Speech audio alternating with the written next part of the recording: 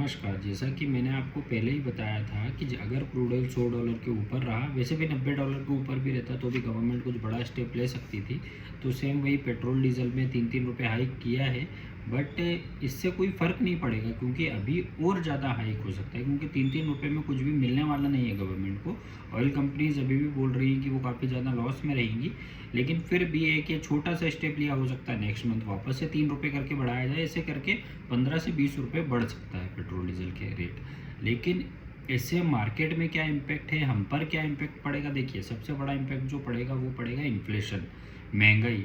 बहुत तेज़ी से और बहुत ज़्यादा बढ़ जाएगी महंगाई, जिस वजह से आने वाले टाइम पर क्या होगा, जो कंपनीज़ का आईआईपी का डाटा आता है, इंडेक्स ऑफ इंडस्ट्रियल प्रोडक्शन, वो थोड़ा सा वीक रहेगा। मोदी जी ने भी जैसा बोला वर्क फ्रॉम होम करिए, बात ये वर्क फ्रॉम होम हो जाता है, लेकिन सभी सेक्टर के लिए वर्क फ्रॉम होम वर्क नहीं करता है। जो इंडस्ट्रियल प्रोडक्शन है वहाँ पर तो आपको इंडस्ट्री में जाना ही पड़ेगा, तो वहाँ पर वर्क फ्रॉम होम वाली बात नहीं चलेगी। लेकिन बात ये ना कि थोड़ा सा ग्रोथ स्लो हो जाएगी। ग्रोथ स्लो होती है तो उसी के साथ साथ इंडियन मार्केट में आपको रिटर्न बहुत स्लो मिलेगा, जो कि हो ही रहा है। 2 या 3 साल से आपको रिटर्न बहुत स्लो मिल रहा है यहाँ पर। तो अभी अगर करंट में बात करें हम लोग मार्केट की, अभी मार्केट ठीक है। जैसा कि चाइना, मैंने आपको कल भी बताया था कि शी जिनपिंग और डोनाल्ड ट्रंप की मीटिंग जो है उसका कुछ आउटकम निकलेगा, तो मे भी पॉसिबल हो सकता है अच्छा ही निकले वो। तो उस लिए मार्केट क्या है, अभी थोड़ा सा पॉजिटिव है। उस न्यूज़ को देखते हुए मार्केट थोड़ा सा पॉजिटिव है। लेकिन आने वाले 2 से 3 महीने मार्केट के लिए बहुत, मतलब एकदम ये समझ लो बहुत चैलेंजिंग होने वाले हैं, क्योंकि मार्केट के लिए भी, इंडियन इकोनॉमी के लिए भी और हमारे लिए भी।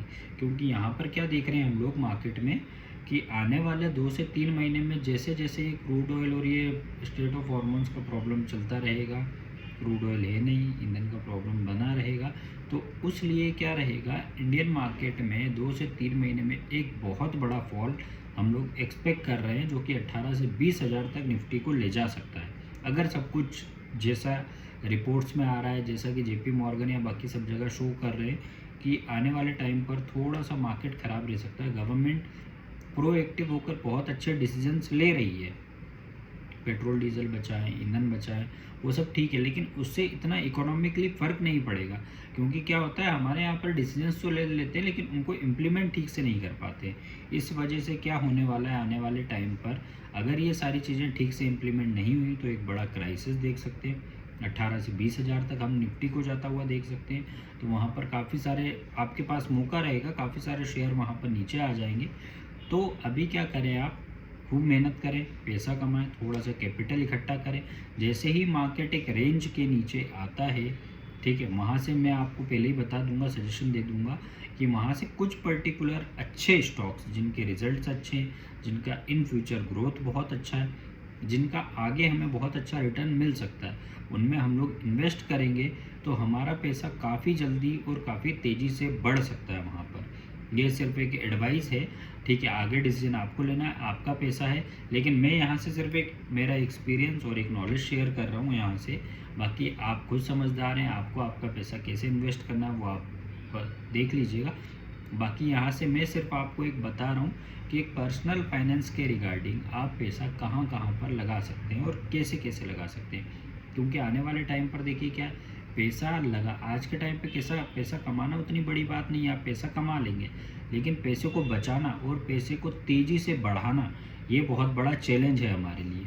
क्योंकि एफडीज़ में आपको उतना अच्छा रिटर्न मिलेगा नहीं, मार्केट 2 या 3 साल से परफॉर्म कर नहीं रहा है स्टॉक मार्केट। म्यूचुअल फंड में भी सेम, अगर मार्केट परफॉर्म नहीं कर रहा है तो म्यूचुअल फंड में भी आपको रिटर्न मिलेगा नहीं। गोल्ड की तरफ देखें तो गवर्नमेंट ने सेवरेन गोल्ड बॉन्ड जो चलता था वो भी स्कीम बंद कर दी है। उसके अलावा आप गोल्ड अब इतना महंगा है, गोल्ड और सिल्वर, कि अब हम उसको इतना खरीद नहीं सकते हैं, ठीक है, ना ही फिजिकली खरीद सकते हैं, ना ही आप ट्रेडिंग में खरीद सकते हैं। तो सेम प्रॉब्लम ये कि पैसा आप कमा लोगे लेकिन उसको तेज़ी से बढ़ा नहीं पाओगे। उसको तेज़ी से बढ़ाने के लिए जो कुछ तरीके हैं वो मैं आपको यहाँ से गाइड करूँगा, यहाँ से मैं वीडियोस में कुछ तरीके वो बताते रहूँगा। देखिए क्या होगा, आपको पर्टिकुलर सेक्टर चुनना पड़ेंगे कि आप किस पर्टिकुलर सेक्टर में इन्वेस्ट करना चाहते हैं। जिस पर्टिकुलर सेक्टर में आप इन्वेस्ट करेंगे वो सेक्टर अगर आगे अच्छा ग्रोथ दिखाएगा तो आपका पैसा तेज़ी से बढ़ेगा। अगर वो सेक्टर की ग्रोथ बहुत स्लो है, जैसे मैं आपको एक एग्जांपल बताता हूँ, अभी करंट में आईटी एक टाइम पे बहुत अच्छा परफॉर्मर था, आउट परफॉर्मर था, बट अभी करंट में आईटी बहुत बड़ा लेगार्ड बन चुका है, क्योंकि आईटी रिटर्न ही नहीं दे रहा है, क्योंकि एआई आ गया है और भी बहुत सारी चीज़ें चल रही हैं आईटी को रिलेटेड। तो अभी आईटी जहाँ तक ये 2 से 3 साल तक रिटर्न नहीं देगा। अब आपको सेक्टर ऐसा चूज़ करना पड़ेगा जो 2 से 3 साल में बहुत अच्छा रिटर्न दे, इन्फ्लेशन को बीट कर पाए और आपके पैसे को तेज़ी से बढ़ा पाए। ठीक है, इन्वेस्टमेंट ही सबसे बड़ी चीज़ है जिससे आप पैसा बचा सकते हैं, कमा सकते हैं और आगे बढ़ सकते हैं। ठीक है, तो कृपया करके अपने पैसों को बचाएं और उनको सही जगह सही तरीके से इन्वेस्ट करें।